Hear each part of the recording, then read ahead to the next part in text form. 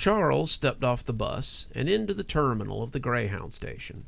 He checked the sign and frowned as he read the name Cashmere hung over the ticket counter. Ticket counter, he thought, might be too grand a term for it. It was little more than a desk with a computer on it, a bored guy sitting behind it as he chewed gum and read a magazine. That struck him as odd, though. When was the last time he had seen someone read a magazine? Smartphones had been the order of the day for the past decade or more, it seemed. And it had been ages since he'd seen someone with a book or a magazine. The guy didn't look up either, just kept flipping, and Charles was left to wonder how he'd gotten here. Cashmere? Where the hell was that?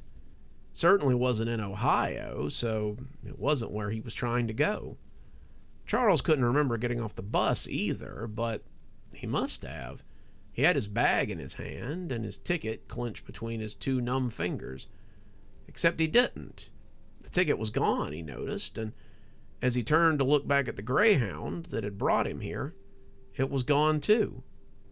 "What the heck?" Charles said, dropping his bag and trying to walk back into the terminal where the bus had been. But the door slammed shut in his face and the knob refused to turn. "Sir, you can't get out that way." Charles turned and realized the Greyhound clerk hadn't even looked up from his magazine as he spoke. The guy, kid more likely by the pimples showing on his cheeks, just kept turning pages and staring at the article, each page turn preceded by a lick of his finger. Charles walked over to the booth, his suitcase making a harsh noise as the wheels screeched, and stood towering over the kid as he crossed his arms. "My ticket was to Cleveland, not Cashmere. Why did the bus leave me?" The kid never looked up, just licked and turned. "Sir, if your ticket was for Cleveland, then why did you get off the bus?" Charles wanted to be upset, but it was a fair point. Why had he gotten off the bus? "Well, I still need to get to Cleveland," he said, trying to get his temper under control. "And my ticket is for Cleveland, so when is the next bus?" The kid shrugged. "That's the only bus to Cleveland today, sir." Charles scowled at him for a moment, but the kid seemed unperturbed. "Okay, so when is the next one?" Charles finally demanded, pretty much done with these games. "Tomorrow, maybe, I don't know. You're welcome to wait until it comes in," he said, pointing off into the little waiting area. Charles turned and was surprised to see not just a waiting area, but a little bar. Had that been there the whole time? He wasn't sure, but the guy cleaning glasses looked way more friendly than the kid, so he ambled over and took a seat. The only other occupant was a guy with his head against the bar, the puddle of booze near his mouth rippling as he breathed in and out. "What can I get you, Mac?" said the barman. "Whiskey and Coke, and maybe some help." "You got it, Chief," said the guy. His name tag said Lou. Answered, and pretty soon he had a little glass of whiskey and Coke in front of Charles. "What do I owe you?" Charles asked, but Lou waved him off. "First one's on the house. Kind of a welcome-to-town present." "Thanks," Charles said as he took a sip and shivered. "But I'm not staying. I'm catching the next bus to Cleveland." "I wouldn't be so sure of that," Lou said, taking a half-empty drink from the sleeping man and cleaning the glass. "What makes you say that?" Charles asked, getting a little nervous. "Lots of guys come in here after their bus just mysteriously left them. They buy a drink, then another, and as they drink, they wait. Eventually, they get the idea and just wander off into town." Charles suddenly didn't want to drink.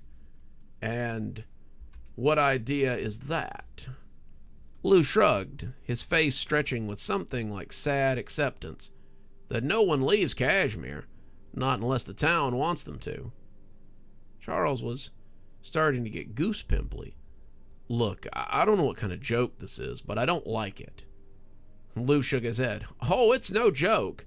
I got here about..." Lou thought about it, stretching a dreamy look across his face before shaking it off.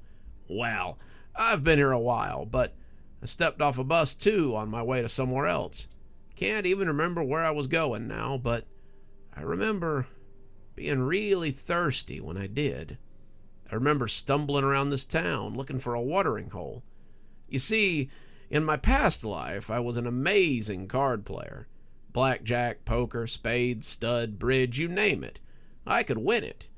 Heck, same goes for dominoes, darts, pool, even seemed to know the answers to the trivia night more often than not. I owned a bar before this one. Before it... He looked lost again, but shook it off. But before I came here, I was a whiz at bar games, but it didn't translate to other things. I owed people money for horse races, and that's why I was traveling in the first place. Charles had been sipping his drink, and as the guy's story came to an end, he realized something strange. Normally, Charles would have told the guy to buzz off way before now, but he hadn't. He was engrossed in the story, not minding listening at all, and as the soda gun came up to freshen it up, Lou went right on talking. I don't even remember where I was going, but I remember being thirsty after I got back on my feet.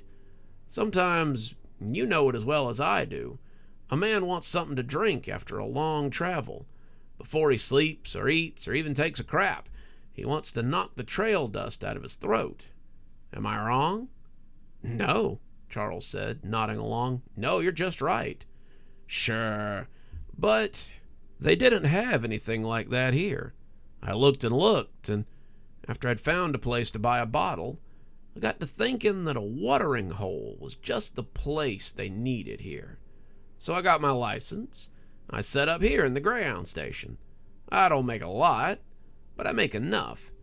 You should see this place after dark. The locals come in, and it's more of a bus station-themed bar. Other people have opened since. There's a place called the Busted Rut that makes a great honky-tonk, but they don't help the people who really need it. People like you, Chairman, he said, holding out a glass that Charles was helpless not to clink. And what exactly is going on with people like me? Charles asked, taking out some money and ordering another whiskey coke. Well, unfortunately, you are stuck in the killing bottle, my friend. Again, the goosebumps rolled up his arm, but the whiskey was helping. What do you mean? Well, fella, this is Cashmere. Cashmere is a great little town. Good schools, good police force, great radio, a prison adjacent if you need steady pay. A wonderful little community, but it's like a roach motel. Most of the people here don't care. They want to be in a place like this. But a lot of people just kind of end up here. No one knows why. They just do. Take this poor sod, he said, pointing at the guy who had been sleeping near the end of the bar. This is a famous writer. Bet you didn't recognize him, though, did you? Charles shook his head. Course not. No one does. But he's been on the New York Times bestseller list 3 times now. I saw him on Good Morning America, in another life. He's a high muckety-muck, but he stays here because it's better for his sanity. You see, Cashmere collects people who don't really have a place. It likes broken things, damaged goods, and people who need a place to hide. Shoot, I have no doubt that those guys I ran from would have found me wherever I was going, but they won't find me here. Whatever you're running from, Kemosabe, won't find you either. Charles shook his head. Me? I'm not... But he stopped. Why had he been going to Cleveland? Daddy, are you coming to see us? The words hit him like ice water. What is it you do for work, Pally? Lou asked. Again, this would have been a prime moment for Charles to hit him with his old philosophy of minding his own damn business. But he didn't. Truth be told, Charles liked Lou. He couldn't have said why. He barely knew him. but he felt that his secrets were safe here. Banking, Charles said, taking another sip to clear the dust. I was a banker, and, he fumbled. I was a banker. Lou grinned, and Charles suddenly wanted to ask him how he'd lost his tooth. Probably something involving those games he was good at. Charles would have put money on it. Well then, you should go down to Cashmere Credit. I bet they'd hire you on the spot, though maybe do it tomorrow when the whiskey ain't so fresh. Charles was nodding, but then a little voice asked him why he would do that. Thanks, Lou, but I'm not staying long. I'll be gone tomorrow. Off to, where had he been going? Charles shook his head. Booze couldn't be hitting him that hard. Somewhere with a C. Canton, maybe Cape Town. Charles couldn't remember. It seemed like the longer he stayed here, the less he remembered. Maybe the less he wanted to. Sure, Lou said, though he didn't sound convinced. But, hey, just for giggles, he said, sliding the empty glass away and replacing it with water, why don't you go down to the bank after a couple of these and sound out Mr. Peterson? Think you'll find you're just the man he's looking for. Then, even if you're still intent on leaving, go talk to my friend Ida at the boarding house.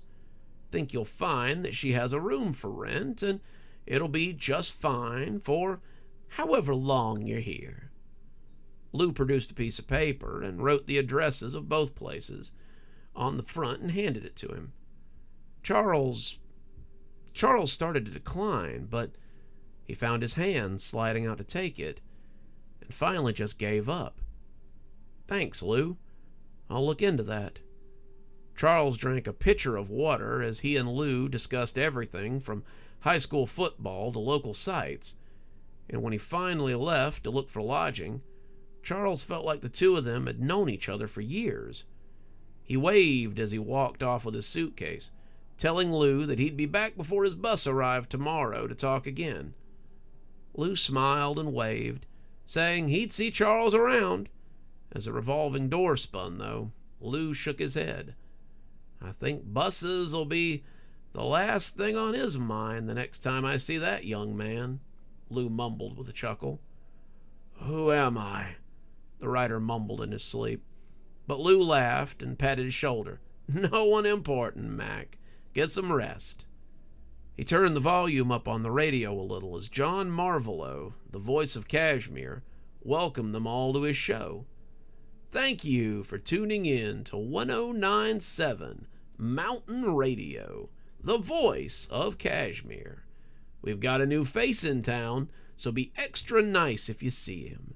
His name is Charles Hayes, and we want to wish him a wonderful stay here in Cashmere.